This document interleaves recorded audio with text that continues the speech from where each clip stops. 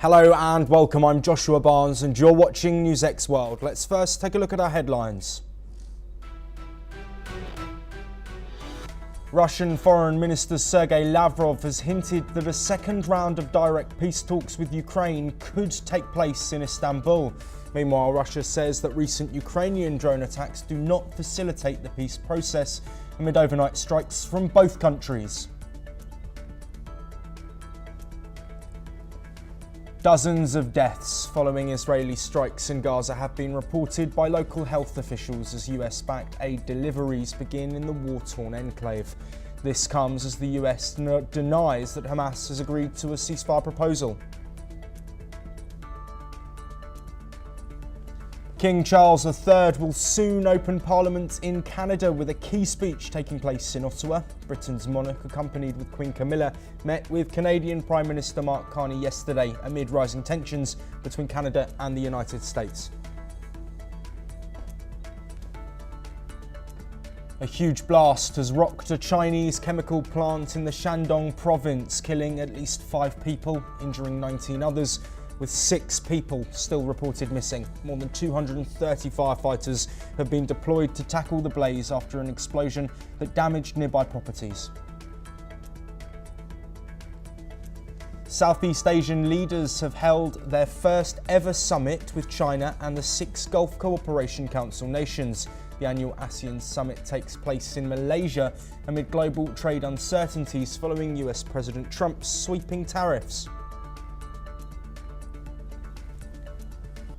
Taiwan's Ministry of Defense says that dozens of Chinese aircraft and naval vessels have been detected around the self-governed territory. Tensions have been rising amid fears that China could launch a full-scale invasion of the island it claims as its territory. The Bangladesh Supreme Court has acquitted Azharul Islam, an Islamist leader on death row, sentenced for murder, rape and genocide during the 1971 Liberation War. The Jamaat-e-Islami leader is accused of killing over 1,000 people. French President Emmanuel Macron will soon meet Indonesian President Prabowo Subianto in Jakarta to strengthen relations, defence and economic partnerships. Macron has been in Vietnam, where he has faced questions over an apparent push in the face from his wife, which he's played down.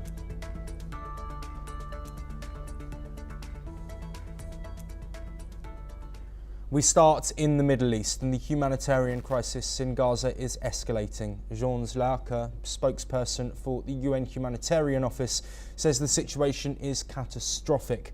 Basic services are collapsing, with food, water and medical aid remaining out of reach for many.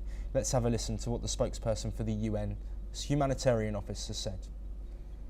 Would be a bit of a repetition. As we have explained many times, we do not participate in this modality for the reasons that we have given. It is a distraction from what is actually needed, which is a reopening of all the crossings into Gaza, a secure environment within Gaza. In addition, Juliette Touma from the UN Agency for Palestinian Refugees warns that conditions are unbearable. She says schools used as shelters have been hit, calling for immediate protection of civilians. Let's have a listen to Juliette Touma and what she said on aid. What I do know, however, is that the needs are 500 to 600 trucks at a minimum that should go into Gaza loaded with supplies, not only food, but also medicine, medical supplies, vaccines for children, fuel, water, and other basics for people's survival. And we're very, very, very far from reaching that target. Meanwhile, Israeli airstrikes continue. Prime Minister Benjamin Netanyahu vows to bring hostages home. He says the military campaign will not stop until that goal is met. The EU chief Ursula von der Leyen has condemned Israel's strikes on civilian sites in Gaza, calling them abhorrent. She demands respect for international law. On the diplomatic front, the US envoy Steve Witkoff denies that Hamas has accepted a ceasefire deal. Negotiations remain deadlocked. A US-backed aid group has also begun distributing supplies into Gaza. The operation faces huge challenges, but officials say it's a critical first step. Well, joining us to discuss all of these latest developments is Ahmed Fatou, a spokesperson for the Fatah movement, who's joining us from Ramallah. Thank you very much for taking the time to speak with us, Ahmed. Let's look at the diplomatic calls that have been coming in over the ongoing humanitarian crisis that takes place within Gaza. Do you think that world leaders and groups like the UN are doing enough to talk about the situation that's ongoing in the enclave? Thank you for having me. There are a global demand right now to end this genocide immediately. Enough after near 20 months of mass killing the Palestinian people in a war that is apparently aimless, because Netanyahu is only doing this war for his own political interest or to please the far right of Israel, which want to exterminate the Palestinian people and drive the ethnic cleansing, which has declared many times on TV, on Israeli TVs, which named the Greater Israel. Now the world demands abidance to international law and to the humanitarian law. Israel failed to fulfill any of that for the past 20 months. On the opposite, they are intensifying the bombardment. Just yesterday, they targeted a school turned refugee, a Jarjawi school, burning children alive. The images that emerged from that massacre was catastrophic. That image of a child between the fire running for safety to survive was enough for every human being on this planet to stand up and say to Israel, enough is enough, stop your genocide right now.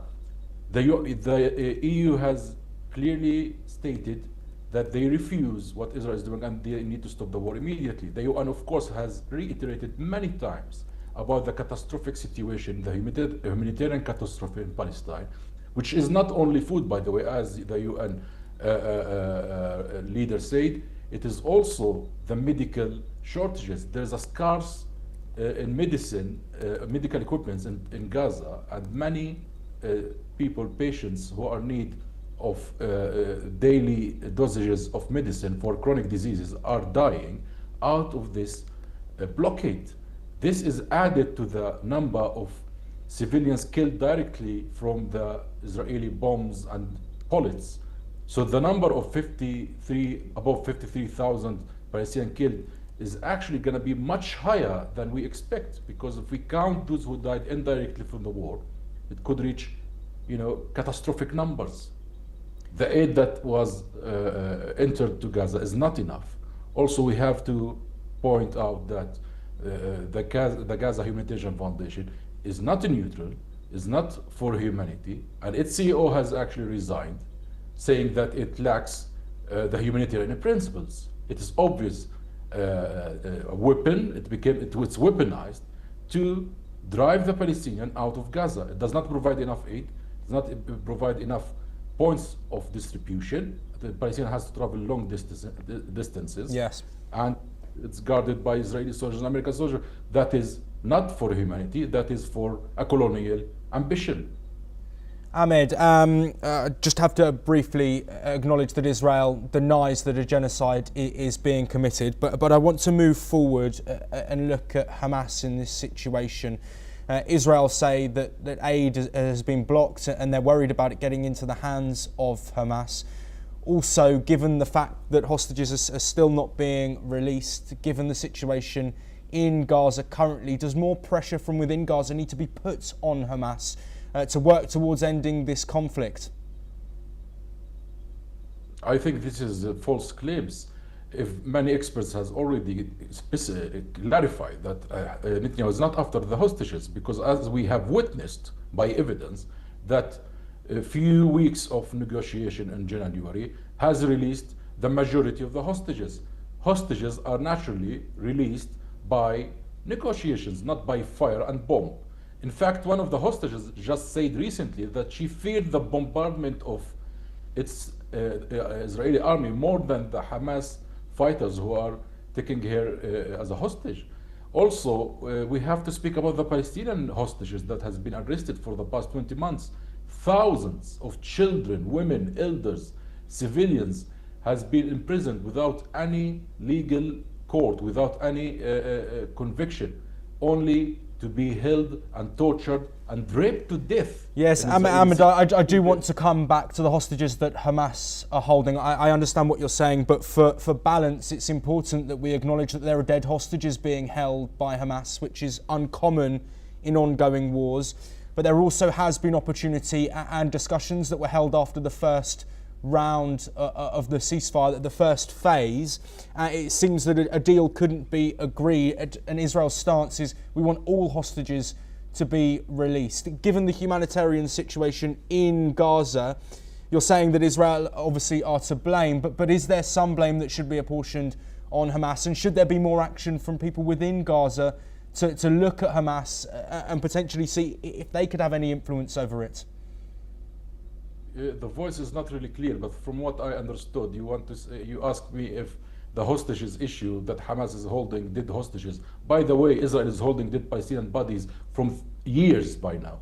You know, by the Israeli colonial laws, that if a Palestinian prisoner dies and his time is not ended, he remains in prison, his body remains in prison until his time finishes. That is the most fascist law that I ever seen. We have tens of Palestinian bodies confiscated in Israel. But anyway, going back to what's going on in Gaza, now Hamas said they have accepted the Witkoff proposal.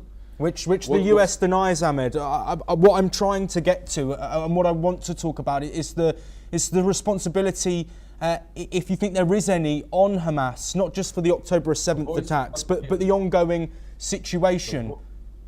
The voice is not really clear.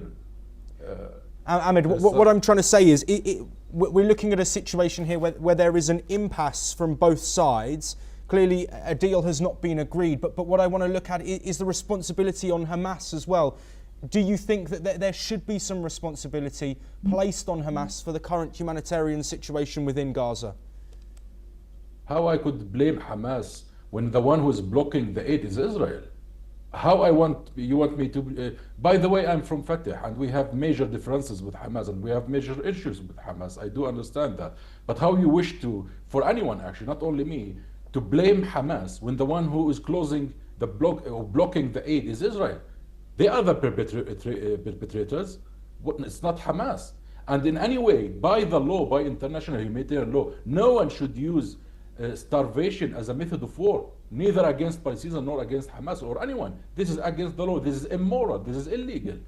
Israel is to blame first and foremost for its 77 years of occupation and brutal occupation that kills and murders and refused peace. Two-state solution has been signed in 1993. If we ask every political experts in this planet, they will tell you it's Israel to blame for blocking peace for the past 77 years. And I told you just recently how they confiscate Palestinian bodies for years, some of them for 30 years now. Where is that from the media? But we only see one side and we ignore the other side. The other side, which is sponsored and deeply funded by the Western imperial powers, is doing crime against humanity, not today, not yesterday, from the past 77 years. And only now people are starting to watch it because of social media, finally, that crossed the walls of conventional media. In any case, peace is achieved by ceasefire, not by fire. And we all have witnessed recently that Israel is renewed the war and reinitiated the war, by the way. We all see it. It's not to blame Hamas or to blame anyone else. Israel renewed the war. Netanyahu said, I want war under fire. Recently, the leader of the opposition Democrats say Israel is killing children as a hobby. I don't know how many evidences we need to find in order to say Israel is to blame. And Israel is the one who's receiving thousands of tons of arms that is shooting and burning children alive. What is needed right now is immediate ceasefire and go to negotiations to release all hostages and to release the Palestinian hostages as well. And for the Palestinian Authority to go back to Gaza, not Hamas, the Palestinian Authority, and that is the legitimate authority under the PLO, which is the sole representative of the Palestinian people in the international community. And then we can go for two-state solution, because we have to face the inevitable here. The crisis is not an issue between Israel and Hamas, it is an issue between occupation and the occupied. And that when that is resolved, then we would have peace and no more hostages will be taken by anyone, which, by the way, we refuse any sort of violence as a Fatah. We refuse all kinds of violence, but we would blame first and foremost the Israeli occupation that is using violence as a mean of politics, and that is refused. Yes, absolutely. Ahmed Fatou, thank you ever so much for providing your insight and opinions there. We will, of course, be across all of the developments with hostages held and a humanitarian crisis in Gaza. The developments and impasse will continue to be discussed here on NewsX World. We do now bring you some breaking news as Russia's foreign ministry stated that European countries are excluded from peace negotiations involving Russia, Ukraine and the USA. According to the ministry, Europe cannot participate at the negotiation table and instead can only sit under the table, highlighting Moscow's dismissive stance towards European involvement in resolving the Ukraine conflict. We bring you that breaking news, of course, as discussions over a potential second round of talks between Russia and Ukraine have been started. We will bring you all of those developments, of course, in the ongoing conflict. But we move on now, and in a dramatic legal turn, Bangladesh's top court has acquitted ATM Azharul Islam, a senior leader of the Jamaat-e-Islami party who had been on death row since 2014. Islam was convicted of rape, murder and genocide during the 1971 War of Independence from Pakistan. He was among 6 top opposition leaders sentenced during the long rule of Prime Minister Sheikh Hasina, who fled to India last year after being ousted in a student-led uprising. The court's decision comes after Islam's final appeal, filed earlier this year, was heard by a full Supreme Court bench led by Chief Justice Syed Rifat Ahmed. The lawyer called it a fortunate verdict, noting that 5 others convicted in similar cases have already been executed. Supporters of Jamaat-e-Islami are celebrating the ruling, calling previous executions judicial killings. With Hasina in exile and her party banned, the political landscape is shifting ahead of elections expected by mid-2026. Jamaat's leaders now seek public forgiveness for past mistakes, while rivals continue to criticise the party's pro-Pakistan role in 1971. Well, joining us to discuss this latest development is Prashanta Kumar Shil, an academic and political commentator who's joining us from Dhaka. Prashanta, thank you ever so much for being here. This, of course, is a divisive topic, but what is the consensus currently within Bangladesh following the announcement of this acquittal? Yes, you know that the very sophisticated case today and that is from ATM Mazharul Islam. You know that? And ATM Mazharul Islam is one of the pioneer, is a leader from Jamaat Islami. And you know that also the 2014, and he is in December 30, he is arrested, and that is then is the final convicted in 2019 from the Supreme Court gave his jurisdiction is death penalty. So now very little bit surprised to see that from appellate division from this time from our Supreme Court, and that they can mention that there is no criminal offense for that. Very, very surprising, you know that, and also he is in, we know that in the history of between his charge and from 1971, what is his role at all here. So we know that also that he is a president of that time from Chhatra Sangha from Rangpur unit in Jamaat Islam. So and he is very major for his from 11 civilian from his Rangpur Shadar. So that is one kind of thing, you know, that there's a lot of church between in what is happening when you know that in 1971, what is a criminal offense and genocide is there. But we have very little bit surprised that what is happening in the present time in the Bangladesh in jurisdictions. We know that we have a very good trust in our jurisdiction system, but with that, we see that there is some politicalizations. So what are you can, from your jurisdiction depend on the politics. So you know that the present government is a Jamaat affiliated government. So that's why we see that who are the coming front of the Jamaat activities, that they are to bail, easily bail. So what we see in the first dastak, in the what the Sheikh Hasina's government done, that if you are affiliated in the Bangladesh Assembly, that is free. So what is we see that is it the question from that is it our jurisdiction is independent? So this is a big question. Is it our jurisdiction is fair? So So it's a big question. So you know that the very good trust, the people who are then the ruler people and who are the normal civilian people, they haven't trust about the jurisdictions, the Supreme Court and appellate division. But what we see that there is a political jurisdiction is happening. So what if you are enrolled in the government that you can bail anything, you can just doing any occurrence that it will be bailed. So it is very unfortunate for our country and unfortunate for our society at all.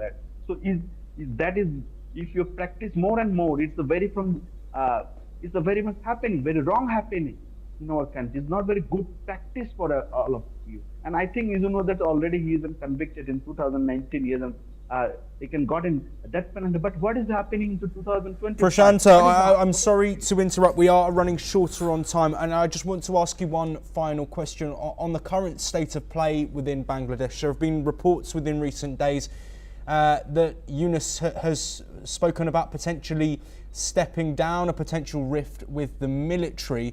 Can you just provide some context on the current ongoing situation in Bangladesh politically ahead of an election which we don't know when will be, and there are of course calls for it to happen sooner rather than later? You know that the present political systems, because you know that the present government, you know that Professor Dr. Mohammed Yunus from in front of this is a caretaker government. But you see that the government, there is a three affiliated group are here. One is the Professor Yunus, one is the Jamaat, and one is the major party is BNP. So, and who is the ruling from? The three stakeholder is there. So that is a very much sophisticated point. What are you can take a decisions? It will be more be divided rules than here. So one is the thing, and you can see that the scenario in Bangladesh in the present time. It's a you know that they're talking about the humanitarian corridor in Myanmar. It's very talking of issues, and you can talk about the Chittagong port and also the Mangla port. So yes, lots of issues is coming from here. So we see that is out of the box. There's international pressure game is here. So in Bangladesh now is the turnover to playground. So what is playground is here from is the pressure from USA, is the pressure from China. So what is happening from Bangladesh? You know that the Bangladesh is a sovereign country. We believe it's a sovereign country and we have a very good relations with the neighbor. But what is the situation in the present time? We have not a good relation with our neighbor. So what is now the time is very crystal clear. The politicians and who come from the entire sitting ruling of the government, they have pressure from the international affairs, some the international actually call in the hide and seek policy and also the game theory. So it's not a good practice for the Bangladesh, the whole Bangladesh, because you know that the people want to sovereign and freedom country. We think that our country is yes, free. Prashant, I'm sorry to interrupt you once again. We are unfortunately out of time, but thank you very much for joining us. I do interrupt because we want to bring you some breaking news now, and the Trump administration plans to cancel all remaining federal contracts with Harvard, citing alleged bias and anti-Semitism. This follows freezing billions in federal grants and attempts to ban foreign students from enrolling.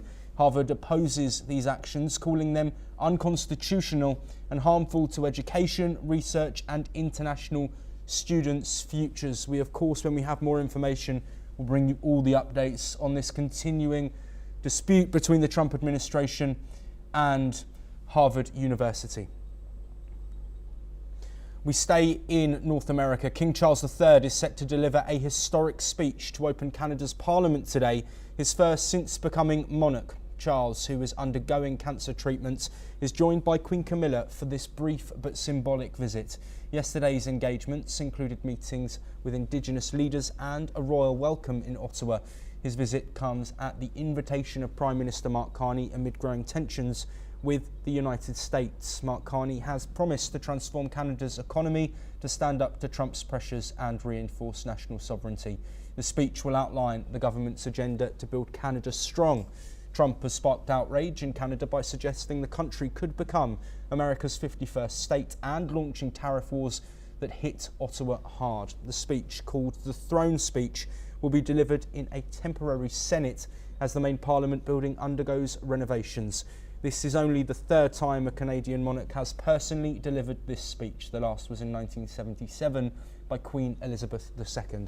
The King's visit comes just weeks after Carney's election victory, which centred on who could best stand up to Donald Trump. Joining us to discuss this speech, the ramifications, and of course the significance of it is Andrew Latham, a Professor of International Relations at the Macalester College and a Senior Fellow, joining us from St. Paul, Minnesota in the USA. Andrew, thank you ever so much for being here with us. Let's first look at the significance of King Charles taking the visit to Canada and the significance of him opening Parliament for only the third time that a monarch will do so.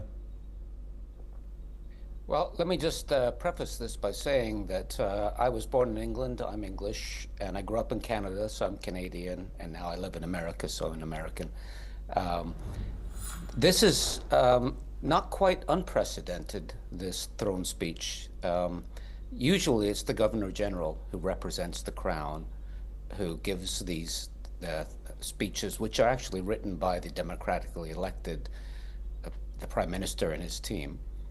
But for King Charles III, and your listeners might want to Google King Charles II, that's a whole different thing.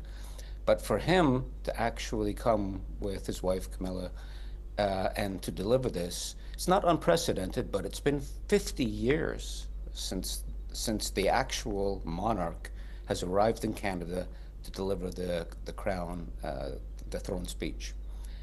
So this is, to me, this is huge. Prime Minister Mark Carney obviously understands that this is huge, and this is going to make a big difference in Canadian politics. I'm looking forward to hearing what he has to say, what Prime Minister Carney has to say through King Charles III. Yes, Andrew, of course this comes in the wake of soured relations between the United States and Canada. What's the significance of this speech coming amid tensions over tariffs and also comments by Trump over the 51st state of America, of course that being Canada, and him pushing that agenda? Well, first of all, I would like to say that if the United States could be made the 11th province of Canada, that would be better for everybody, but that's not going to happen. That's not what's on tap here. There are going to be, I think, a couple of themes, one of which is Indigenous reconciliation with Indigenous populations in Canada. That's going to be a huge thing. And the other thing is national unity, but the third theme, I think, which will be foregrounded, is Canada is not the United States. Canada was formed in opposition to the United States.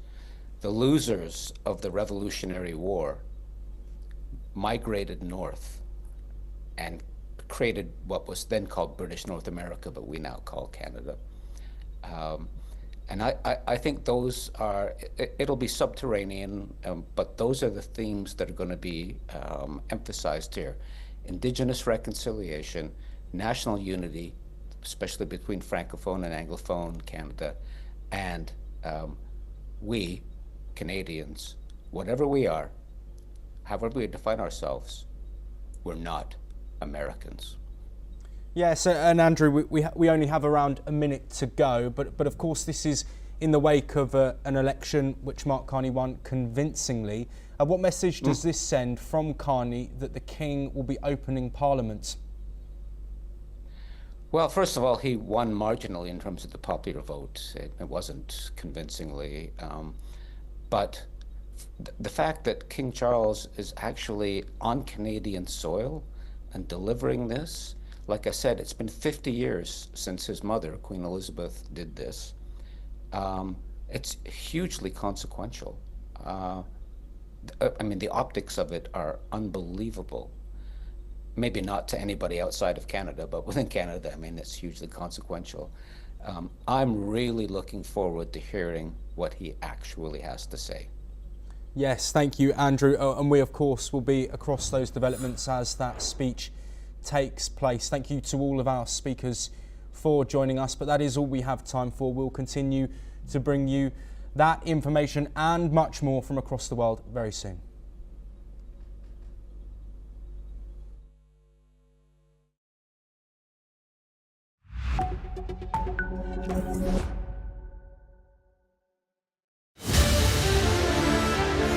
ITV network